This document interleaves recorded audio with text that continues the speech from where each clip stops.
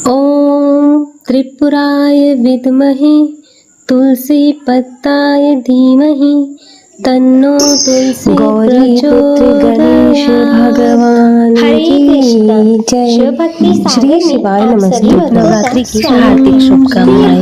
आज नवरात्रि का तीसरा दिन गायत्री मंत्र जागने की पूजा करने का नियम है। आज इस श्रवण करें सुंदरी की पूजा का स्वागत है। और नवरात्रि मंत्र को ध्यान सच्चे मन से माता सुंदरी की पूजा करता है तो उसके जीवन की सभी समस्याएं दूर हो जाती है और इससे सुख और समृद्धि की प्राप्ति होती है। नवरात्रि श्री महाविद्या सुंदरी माँ अनुपम सौंदर्य भक्तों को अभयदान प्रदान करने वाली एकादशी का विराजमान देवी त्रिपुर सुंदरी के कई नाम राजा है। इनको राजेश्वरी, ललिता, मीनाक्षी, कामाक्षी, शताक्षी, माहेश्वरी कहा जाता है। त्रिपुर सौंदर्य शास्त्र प्राप्ति का भी होता है। सरस्वती से ही आई है। देवी राजा विक्रमादित्य देवी देवताओं के पूजन में अनिवार्य रूप से देवराज समाचार की अर्चना होती है। और 16 कलाओं की साम्राज्य है। अपने सुंदरता और कृष्ण के छावा से तो राजा विक्रमादित्य संग्राम में असुरों को वश में कर लिया था। श्री दुर्गा चतुर्थी में सभी देवता और भगवान विष्णु के कारण प्राप्त होती है। छोटा या बड़ा जाता है। देवी अपने लक्ष्यों का सौंदर्य की छठ नियम के प्रकोप में विराजमान देवी और असुर माता तुलसी अपने भांजा सदैव रक्षा करती है और उन्होंने विभिन्न धातुओं समस्त और माता तुलसी की पूजा करने से माता लक्ष्मी अनुसार बारी से एक देवी के पास पहुंचते हैं और देवी से कहते हैं कि आप अपने शुभ और अशुभ में से किसी का वर्ण कर लो। देवी कहती है कि मैंने राजा विक्रमादित्य ने जो भी मुझे युद्ध में परास्त कर देगा मैं इसी का वर्ण करूंगी। पहले कालांतर में देवी से युद्ध होता है और चंडमुंड और शुंभ का वध होता है। आसन पर बैठने के पार्वती का प्रतिनिधित्व करने वाली देवी बताया है। माँ षोडशी 16 वर्ष की कन्या के रूप में दिखाई देती है और शास्त्रों में बताया गया है कि माँ षोडशी का रंग सुनहरा लाल होता है और माँ दुर्गा की समस्त रूपन में से एक राशि पर एक महीने प्रसिद्ध दिन त्रिपुर सुंदरी का है। अगर त्रिपुर सुंदरी के सूर्य की एक की जाए तो त्रिपुर सुंदरी की 4 भुजाएं हैं। ये अपने हाथों में किसी राशि पर 7.5 वर्ष धनुष और बाण धारण करती है। 7.5 तक आइए अब जानते हैं बड़े बड़े देवताओं को मैंने अपने प्रकोप से पीड़ित किया है। त्रिपुर सुंदरी को 7.5 के कारण मन में जाकर रहना पड़ा और रावण सुंदरी 7.5 के कारण ही युद्ध में मृत्यु का शिकार बनना पड़ा। राजा अब तू भी मेरे प्रकोप से बच नहीं सकेगा। इसके बाद अन्य ग्रहों देवता तो प्रसन्नता के साथ चले गए परंतु शनिदेव बड़े क्रोध के साथ वहां से विदा हुए। राजा विक्रमादित्य पहले की तरह ही न्याय करते रहे। उनके राज्य में भी सभी स्त्री पुरुष आनंद से जीवन यापन कर रहे थे। समस्त देवताओं ऐसे ही बीत गए। उधर शनि देवता ने अपने अपमान को दूर रखी थी। राजा विक्रमादित्य से बदला लेने के लिए शनिदेव ने एक दिन जिसके घोड़े के व्यापारी का रूप धारण किया और बहुत से घोड़ों के साथ उज्जैनी नगरी में जा पहुंचे। राजा विक्रमादित्य ने राज्य में किसी घोड़े के व्यापारी के आने का समाचार सुना तो अपने अश्वपाल द्वारा घोड़े खरीदने के लिए कर भेजा। घोड़े शिव ने कामदेव अश्वपाल द्वापर युग में भगवान विष्णु के पुत्र के रूप में संबंध बताया तो राजा विक्रमादित्य ने दे दिया। स्वयं आकर एक सुंदर शक्तिशाली घोड़े को भगवान शिव घोड़े के चलने के लिए राजा उस घोड़े पर सवार हो गए। मूर्ति में घोड़ा बिजली की गति से दौड़ पड़ा। तेजी से दौड़ता घोड़ा राजा को पुरुष का नाम एक जंगल में ले गया और शिवा के क्रोध से उत्पन्न होने के कारण कहीं गायब हो गया। राजा अपने नगर को लौटने के लिए जंगल में तीनों लोगों में लेकिन उन्हें लौटने का कोई रास्ता नहीं मिला। देवराज इंद्र के राज्य के समान ही उसने भंडासुनी स्वर्ग जैसी राज्य का मिला किया और राजा ने राज करने लगा। इसके बाद भानुसर ने राजा ने उस चरवाहे को अपनी चारों तरफ से घेर लिया। भयभीत इंद्र ने नारद की शरण में जाकर इस समस्या का निवारण का उपाय पूछा। देवराज इंद्र के पूछने पर देवाशीष नारद ने आराध्य शक्ति की यथाविधि अपने रथ और मन से मां की आराधना करने का सुझाव दिया। देवराज इंद्र ने देवी की आराधना की और सेठ जी ने राजा को बहुत भाग्यवान समझा और खुश होकर उसे अपने घर भोजन के लिए ले गए। सेठ के घर में सोने का एक हार खूंटी पर लटका हुआ था। राजा को उस कमरे में छोड़कर सेठ कुछ देर के लिए बाहर गया। तभी एक आश्चर्यजनक घटना घटी। राजा के देखते देखते सोने का हार उस खूंटी ने निकाल लिया। सेठ ने कमरे में लौटकर हार को गायब देखा तो चोरी का संदेह राजा पर ही किया, क्योंकि उस कमरे में राजा ही अकेला बैठा था। सेठ ने अपने नौकरों से कहा कि इस परदेसी को रस्सियों से बांधकर नगर के पास ले चलो। राजा विक्रमादित्य से हार के बारे में पूछा तो उसने बताया। उसके देखते देखते खूंटी ने वह हार निकल लिया। इस पर राजा ने क्रोधित होकर चोरी करने के अपराध में विक्रमादित्य के हाथ पांव काटने का आदेश दे दिया। राजा विक्रमादित्य के हाथ पांव काटकर उसे नगर की सड़क पर छोड़ दिया गया। कुछ दिन बाद एक तेली उसे उठाकर अपने घर ले गया और उसे अपने कोलू पर बिठा दिया। राजा आवाज देकर बैलों को हाँकता। इस प्रकार तेली का बैल चलता रहता और राजा को भोजन मिलता रहा। शनि के प्रकोप की 7.5 पूरी होने पर वर्षा ऋतु प्रारंभ हुई। राजा विक्रमादित्य एक रात मेघ मल्हार गा रहा था कि तभी नगर के राजा की लड़की राजकुमारी मोहिनी रथ पर सवार उस तेली के घर के पास से गुजरी। उसने मेघ मल्हार सुना तो उसे बहुत अच्छा लगा और दासी को भेजकर गाने वाले को बुलाने के लिए कहा। दासी ने लौटकर राजकुमारी को अपंग राजा के बारे में सब कुछ बता दिया। राजकुमारी उसके मेघ मल्हार से बहुत मोहित हुई, अतः उसने सब कुछ जानकर भी अपंग राजा से विवाह करने का निश्चय लिया। राजकुमारी ने अपने माता पिता से जब यह बात की तो वे हैरान रह गए। रानी ने मोहिनी को समझाया, बेटी तेरे भाग्य में तो किसी राजा की रानी होना लिखा है, फिर तू उस अपंग से विवाह करके अपने पांव पर कुल्हाड़ी क्यों मार रही है। राजकुमारी ने अपनी जिद नहीं छोड़ी। अपनी जिद पूरी कराने के लिए उसने भोजन करना छोड़ दिया और प्राण त्याग देने का निश्चय कर लिया। राजा रानी को विवश होकर अपंग विक्रमादित्य से राजकुमारी का विवाह कराना पड़ा। विवाह कराने के बाद राजा विक्रमादित्य और राजकुमारी तेली के घर में रहने लगे। उसी रात स्वप्न में शनिदेव ने राजा से कहा, राजा तुमने मेरा प्रकोप देख लिया, मैंने तुम्हें अपने अपमान का दंड दिया है। राजा ने शनिदेव से क्षमा करने को कहा और प्रार्थना की, हे शनिदेव आपने जितना दुख मुझे दिया है अन्य किसी को ना दे। शनिदेव ने कुछ सोचकर कहा, राजा मैं तुम्हारी प्रार्थना स्वीकार करता हूँ। जो कोई स्त्री पुरुष मेरी पूजा करेगा, शनिवार को व्रत करेगा, मेरी व्रत कथा सुनेगा, उस पर मेरी अनुकंपा बनी रहेगी। प्रातःकाल राजा विक्रमादित्य की नींद खुली तो उसने अपने हाथ पांव देखकर राजा को बहुत खुशी हुई। उसने मन ही मन में शनिदेव को प्रणाम किया। राजकुमारी भी राजा के हाथ पांव सही सलामत देखकर आश्चर्य में डूब गई। तब राजा विक्रमादित्य ने अपना परिचय देते हुए शनिदेव के प्रकोप की सारी कहानी सुनाई। सेठ जी को जब इस बात का पता चला तो दौड़ता हुआ तेली के घर पहुंचा और राजा के चरणों में गिरकर क्षमा मांगने लगा।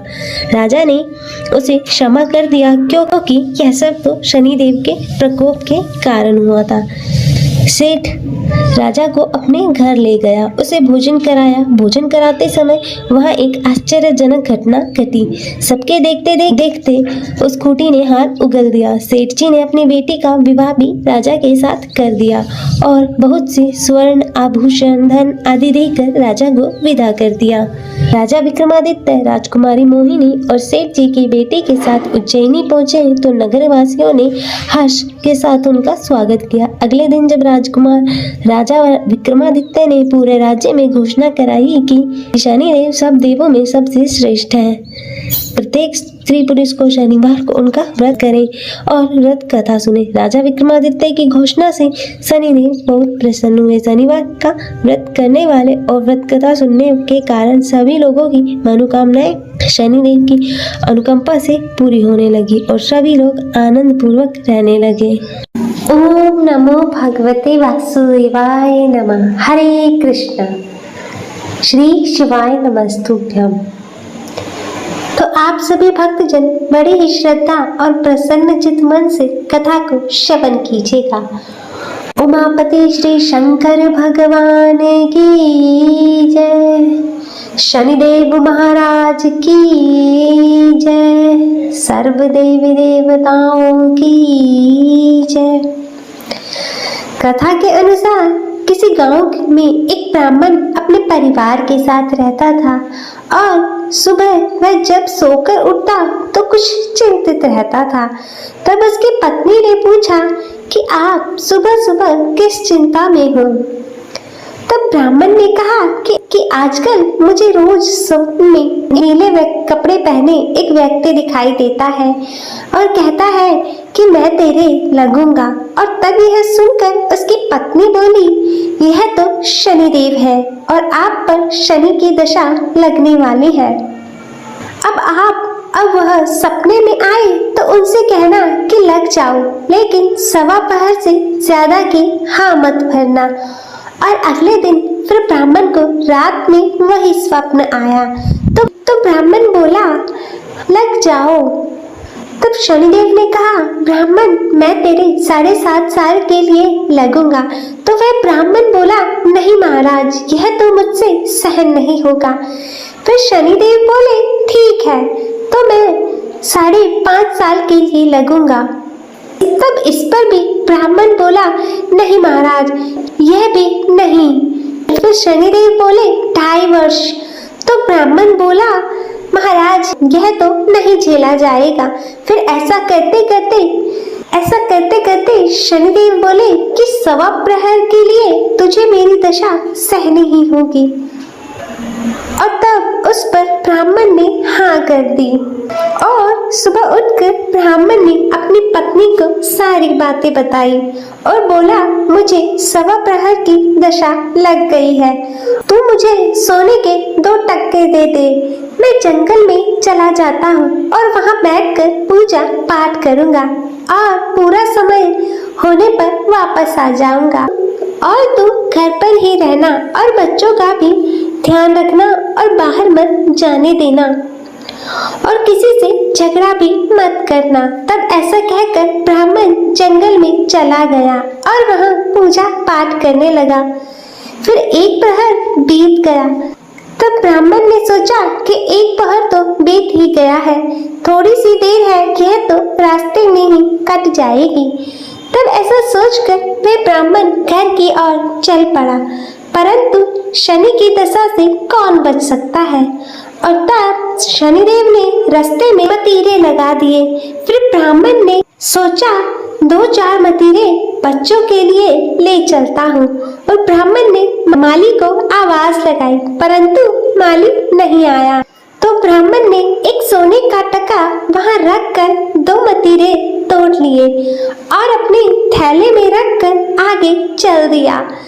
फिर शनिदेव राजा के सैनिक का रूप धर कर आए और बोले कि यह तेरे थैले में क्या है। तब ब्राह्मण बोला, मैं मतीरे तोड़कर लाया हूँ। वे बोले, थैला खोलकर हमें दिखाओ। और फिर जैसे ही थैले में देखा तो मतीरों की जगह राजा के बेटे का सर दिखाया। तो वह ब्राह्मण को पकड़कर राजा के पास ले गई और कहा, इसने आपके दोनों पुत्रों को मार डाला है और इसके थैले में उनके सिर है। तब यह सुनकर राजा के होश उड़ गए और तब राजा बोला कि इस ब्राह्मण को फांसी पर लटका दो। और जब ब्राह्मण को फांसी दी जाने लगी तो ब्राह्मण बोला, मैं अपना पूजा पाठ कर लूं, फिर मुझे फांसी पर लटका देना, यह मेरी आखिरी इच्छा है। तो राजा बोला, ठीक है। और ब्राह्मण की दशा का जो थोड़ा समय बचा था वह पूजा पाठ करने में पूरा हो गया। और तब उधर राजा के दोनों लड़के शिकार खेलकर वापस आ गए और उन्हें देखते ही राजा हैरान हो गया और उसने सोचा कि यह क्या मेरे बेटे तो जिंदा है। तब राजा ने ब्राह्मण की फांसी रुकवा दी और राजा बोला, तूने यह क्या किया? तो ब्राह्मण बोला, महाराज कोई जादू या टोना नहीं किया है, मुझ पर तो शनि की दशा लगी थी और उसी का परिणाम है यह जो भी सब हुआ। तब राजा ने पूछा, दशा लगने पर क्या उपाय करना चाहिए? तब ब्राह्मण बोला, यदि राजा के शनि की दशा लगे तो हाथी का दान करना चाहिए और किसी सेठ या साहूकार के लगे तो ताले घड़े का दान करना चाहिए और साधारण गृहस्थ को लगे तो काले कुत्ते को तेल से चुपड़ी रोटी खिला दे, पीपल में जल दे और कथा कहानी करें। इससे और फिर इसके प्रभाव से इसके बाद राजा ने ब्राह्मण को छोड़ दिया और जैसे ही ब्राह्मण घर पहुंचा तो उसकी पत्नी ने पूछा, पहले क्या लाए हो? तो ब्राह्मण बोला, मैं तीले लाया हूँ बच्चों के लिए। तब पत्नी ने थैला खोलकर देखा तो मतीरों की जगह धन हो गया था। तो पत्नी ने पूछा, इतना धन कहाँ से लाए हो? आपको तो शनि की दशा लगी थी। तब ब्राह्मण बोला, जब दशा लगी तो मतीरे की जगह सिर करवा दिए, फांसी पर चढ़वाने की तैयारी हो गई और उतरी तो मतीरों की जगह धन कर दिया। हे शनि महाराज, जैसी हालत ब्राह्मण की शनि की दशा लगते हुए करी, वैसी किसी की मत करना और जैसी दशा शनि उतरते समय करी, वैसी कृपा सब पर करना। सभी प्रेम से बोले श्री शनिदेव महाराज की जय। ओम भगभवाय विद्महे मृत्युरूपाय धीमहि तन्नो शनिः प्रचोदयात्। हरे कृष्णा, श्री शिवाय नमस्तुभ्यं। प्रिय भक्तजनों, आप सभी का शिव भक्ति संसार में हार्दिक स्वागत है। आज हम इस वीडियो में श्रवण करेंगे भगवान शनिदेव की आरती। तो आइए भक्तजनों शुरू करते हैं। जय जय श्री शनिदेव भक्तन हितकारी, जय जय श्री शनिदेव भक्तन हितकारी, सूर्यपुत्र प्रभु छाया महतारी, जय जय श्री शनिदेव भक्तन हितकारी, सूर्यपुत्र प्रभु छाया महतारी, जय जय श्री शनिदेव। श्याम अंग वक्र दृष्टि चतुर्भुजाधारी, श्याम अंग वक्र दृष्टि चतुर्भुजाधारी, नीलांबर धारनाथ गज की स्वारी, जय जय श्री शनिदेव भक्तन हितकारी, सूर्यपुत्र प्रभु छाया महतारी, किरीट मुकुट शीश रजत दीपत है लिलारी, मुक्तन की माला गले शोभित बलिहारी, जय जय श्री शनिदेव भक्तन हितकारी, सूर्यपुत्र प्रभु छाया महतारी, जय जय श्री शनिदेव। मोदक मिष्टान पान चढ़त है सुपारी, लोहा तिल तेल उड़द महिषी अति प्यारी, जय जय श्री शनिदेव। जय जय श्री शनिदेव भक्तन हितकारी, सूर्यपुत्र प्रभु छाया महतारी, जय जय श्री शनिदेव। देव धनुज ऋषि मुनि सुमिरत नर नारी, विश्वनाथ धरत ध्यान शरण है तुम्हारी, विश्वनाथ धरत है ध्यान शरण है तुम्हारी, जय जय श्री शनिदेव भक्तन हितकारी, सूर्यपुत्र प्रभु छाया महतारी, जय जय श्री शनिदेव। बोलो श्री शनि भगवान की जय, सूर्यपुत्र की जय। प्रिय भक्तजनों, मैं आशा करती हूँ कि आप सभी को यह कथा पसंद आई होगी। वीडियो अच्छी लगी हो तो इसे लाइक करें, ज़्यादा से ज़्यादा शेयर करें और कमेंट में शनिदेव महाराज की जय लिखना ना भूलें और चैनल को सब्सक्राइब कर नोटिफिकेशन बेल को ज़रूर ऑन करें। हर हर महादेव। ओम नमः शिवाय।